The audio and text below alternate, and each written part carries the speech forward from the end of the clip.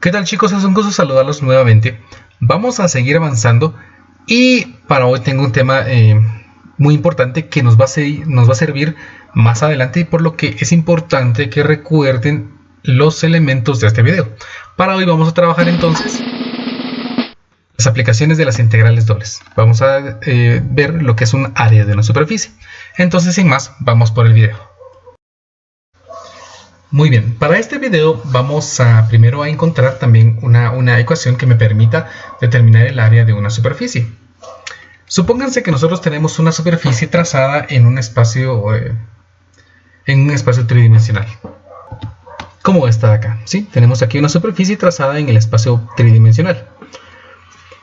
Bien, he ya marcado en esta área un segmento diferencial. Este pequeño rectángulo de aquí abajo se proyecta hacia arriba y genera un pequeño rectángulo de área superficial de esta superficie. ¿Sí? Este es un área superficial muy pequeña. Para poder determinar esta área superficial, ¿sí? Este pedacito de área, vean, porque siempre empezamos nuestros planteamientos con un pedacito en este caso, este pedacito de área, vamos a intentar describir esta área en términos de algunos elementos que ya conocemos. Para eso, entonces, centrémonos, ¿sí? Hagamos un zoom únicamente en este diferencial. ¿Sí? Ahí tenemos nuestro diferencial. Vean esta parte bien importante. Esto es el ancho en Y, ¿sí? Esto es el ancho en Y, esto es el ancho en X. Pero resulta que este ancho en X ya no es el mismo ancho que tiene este pequeño rectángulo. Y este de Y tampoco es el mismo ancho que tiene este rectángulo, esta longitud de Y, como para afirmar de que es simplemente de Y por dx. Como no es cierto, tengo que tratar de encontrar cuál es esta longitud, ¿sí? Esta longitud de acá, o utilizar alguna otra estrategia. Bueno, la otra estrategia que vamos a utilizar es recordarnos que el producto cruz de dos vectores me definía el área de un triángulo, perdón, de un paralelogramo. ¿Sí? En este caso, esto de aquí es un paralelogramo. El producto cruz de dos vectores define un área. Entonces, veámoslo así. El área va a ser igual al valor absoluto de un producto vectorial entre dos vectores. En este caso voy a poner A producto cruz AB. Por lo que entonces necesito crear dos vectores. Podría crear un vector que vaya de este extremo a este extremo y otro vector que vaya de este extremo a este extremo. Para crear esos vectores, recordemos algo bien importante. Pensemos en que voy a crear el vector A. Mi vector A va a ser igual a un vector que definiría el cambio primero en X, es decir, cuánto se ha movido de este punto a este punto, vean. ¿Sí? Insertados los vectores. Mi vector A sería cuánto se mueve en X de este punto a este punto este vector. Si tenemos que el eje X es esta distancia, por lo que entonces estamos viendo que el movimiento en X es de X. Entonces esto sería aquí de X, coma, veamos cuánto se mueve en Y. Pues resulta que en Y este vector no se mueve nada porque es paralelo al eje Y. Entonces sería 0, perdón, perpendicular al eje Y. Y veamos cuánto se mueve en Z. Pues en Z se movería este dz, pero bueno, dejémoslo así como dz en este momento. El vector B sería también un vector, ¿sí? Que tendría tres componentes porque es tridimensional, que sería, vean, ¿cuánto se mueve en X? Dado de que es perpendicular al eje X, entonces este cambio aquí sería 0. En Y se está moviendo de Y y en Z se está moviendo de Z, pero observemos algo bien peculiar. Este de Z no es igual a este de Z, ¿sí? Aquí he puesto un cambio en Z y aquí he puesto un cambio en Z. Por lo que entonces yo tendría que colocar que este es un diferencial de Z1 y este es un diferencial de Z2 para poder describirlos de forma diferente. Bueno, ¿cómo poder describir esos diferenciales? Bueno, escribamos lo siguiente. Hay una relación entre diferenciales. ¿Cómo es esa relación entre diferenciales? Vean, la pendiente de esta recta es la derivada, ¿sí? Es el cambio que sufre de forma horizontal respecto al cambio vertical. Es decir, para poder calcular la pendiente de A, que la voy a llamar pendiente de A, esto tendría que ser igual a el cambio en Z respecto al cambio en X. O sea que esto representa mi cambio en Z dividido mi cambio en X. ¿Sí? De igual manera, la pendiente del vector B sería igual a el cambio en Z dividido el cambio en Y. Pero el cambio en Z, este cambio en Z, tendría que ser mi cambio número 1 y este tendría que ser mi cambio número 2. De tal forma entonces que nosotros podríamos afirmar aquí que mi dz1 va a ser igual a la pendiente A por dx. Y de igual manera mi dz2 va a ser igual a mi pendiente B multiplicado por mi dy. Pero nosotros ya aprendimos que las pendientes en dirección de uno de los ejes se conocen como derivadas parciales.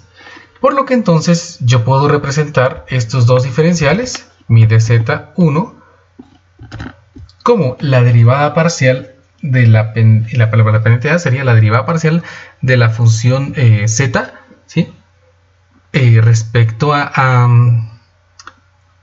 x, ¿sí? O poner pues fx, que va a ser más sencillo si nosotros escribimos aquí fx por dx. De igual manera entonces dz2 va a ser igual a fy por dy, fy por dy. Y ahí tenemos entonces descritos ya nuestros diferenciales de z, cada uno correspondiente con dx. Recordemos, la pendiente, estoy reemplazando la pendiente por una derivada parcial porque estoy suponiendo que estamos sacando la pendiente en una dirección en la cual x o y permanecen constantes. Para este caso y permanece constante porque no aparece, y en este caso x permanece constante porque estamos moviéndonos simplemente sobre una línea paralela al eje y. Si reemplazamos estos dos elementos en nuestros vectores, tendríamos los vectores, ¿sí?, de x, 0, fx de x, 0, de y, fy de y. Ahora, ya que hemos descrito entonces los vectores, vamos a realizar el producto cruz de estos vectores para poder obtener esta área de color azul que representa un pedacito del área total que yo necesito. Vamos a borrar los elementos, voy a borrar todo esto para poder tener espacio para lo que sigue. Entonces, en este caso mi área sería igual, si vamos a realizar el producto punto, a el determinante de una matriz de 3×3, cuya primera fila son los vectores unitarios I, J, K. La segunda fila es el vector de x, 0, fx de x, y el tercer renglón sería 0, dy, fy de y. Si nosotros realizamos este producto cruz para poder calcular esta área, pero aquí vamos a decir que esto va a ser un diferencial de área porque estamos calculando un área muy pequeña. Este diferencial de área lo vamos, este producto cruz lo vamos a realizar, ¿sí?, como el determinante utilizando los cofactores, siguiendo el primer renglón. Recordemos entonces, ocultamos el primer renglón y la primera columna y hacemos el producto 0 por fy de y por fx de x de y.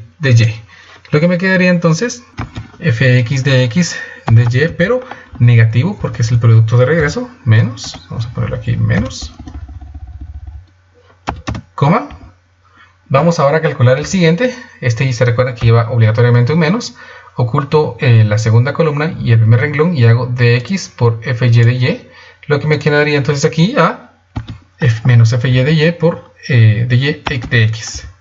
¿Sí? Coma. Y por último ocultamos esta columna y este primer renglón y hacemos dx de y menos 0 por 0. En este caso sería simplemente dx de y.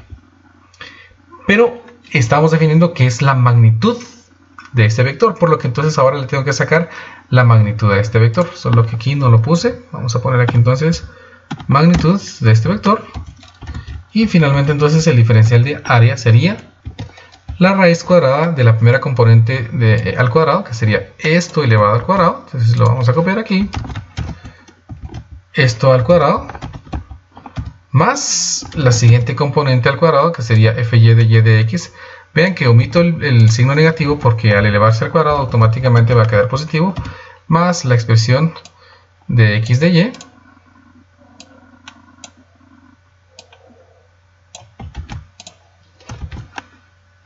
solo que esta también es al cuadrado. Ok. Y en este momento vamos a hacer un cambio. Dado de que lo que estoy encontrando es un área superficial, para no confundirnos, vamos a cambiar esta área a una S para decir que lo que estoy encontrando es la superficie. Entonces aquí tengo un diferencial de superficie, ¿sí? Un diferencial de área superficial, que es lo mismo. Ahora, observen que dentro de la integral, perdón, dentro de la raíz tenemos un factor común que es de x de y, de x de y y de x de y, que podemos factorizar e incluso extraer de nuestro radical, para obtener entonces que nuestro diferencial de superficie va a ser igual a la raíz cuadrada de mi f de x, fx al cuadrado más fy al cuadrado más 1, y fuera del radical va a quedar la expresión de x de y, ¿sí? Pero este de x de y lo podemos cambiar a un diferencial de área. Entonces, en lugar de escribir de x de y, puedo escribir un diferencial de área. Para poder encontrar entonces la totalidad de la superficie, nosotros, dado de que tenemos un diferencial de área, obligatoriamente tenemos que agregar una integral doble. Una integral doble sobre la región que quiero integrar de la expresión raíz cuadrada, ¿sí? Solo que esto va dentro de raíz cuadrada de algo elevado al cuadrado más otra cosa elevado al cuadrado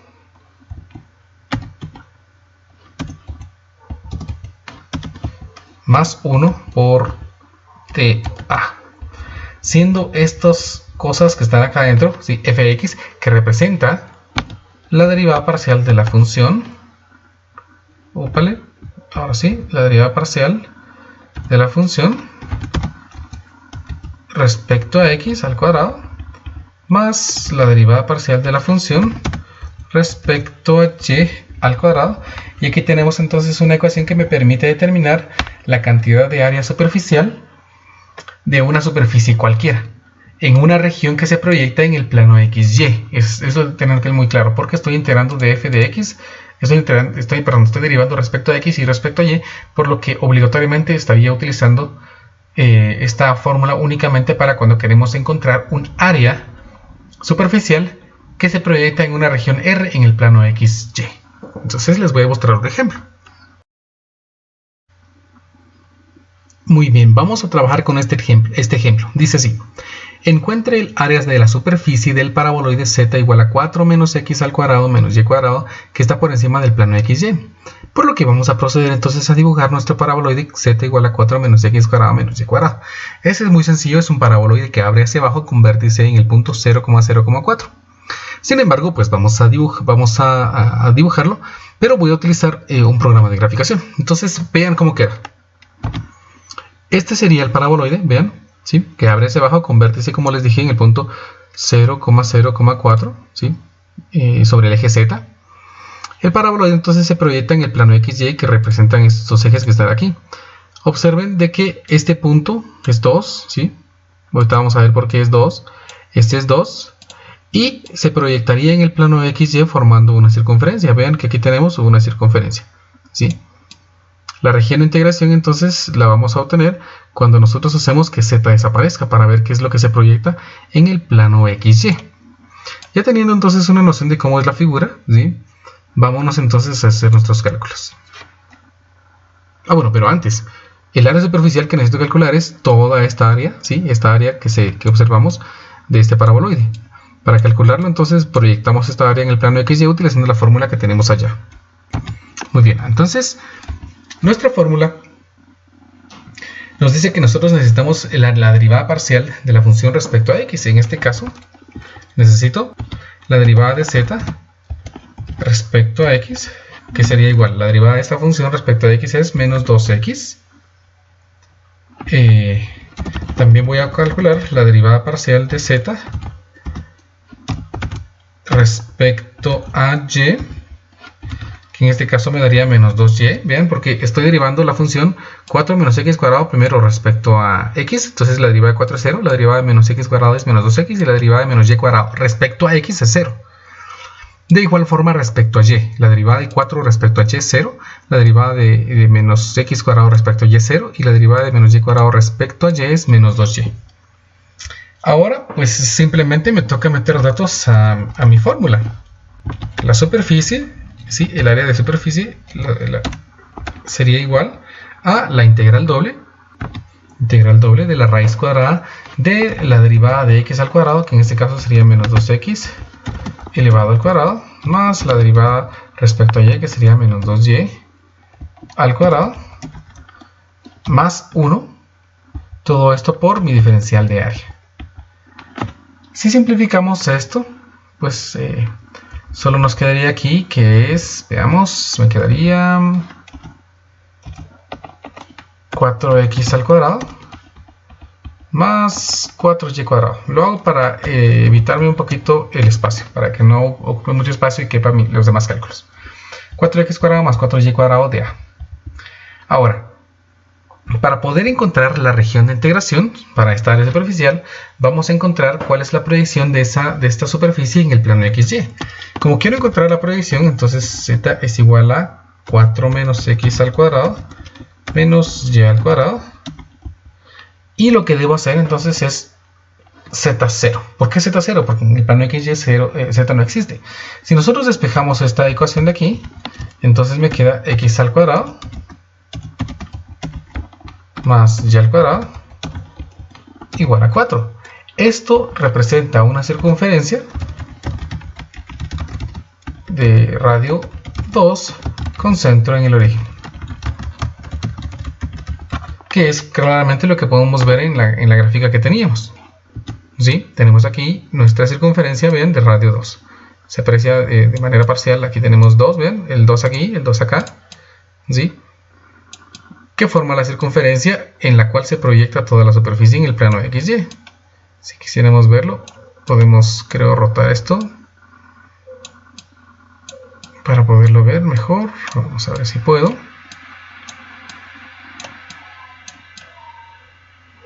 Creo que no puedo. Tendría que manipularlo de mejor forma para poder visualizarlo. Bueno, la idea sería entonces de que estamos sobre una circunferencia de radio 2. Muy bien, entonces la región de integración ya vimos que es circular.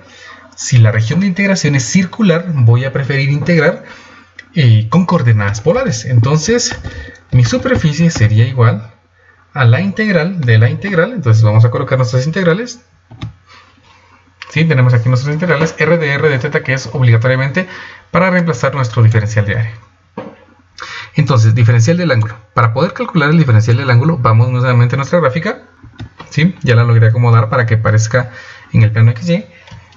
El ángulo de giro sería, recordemos, el ángulo va desde el eje X, toda la circunferencia en este caso, toda nuestra circunferencia,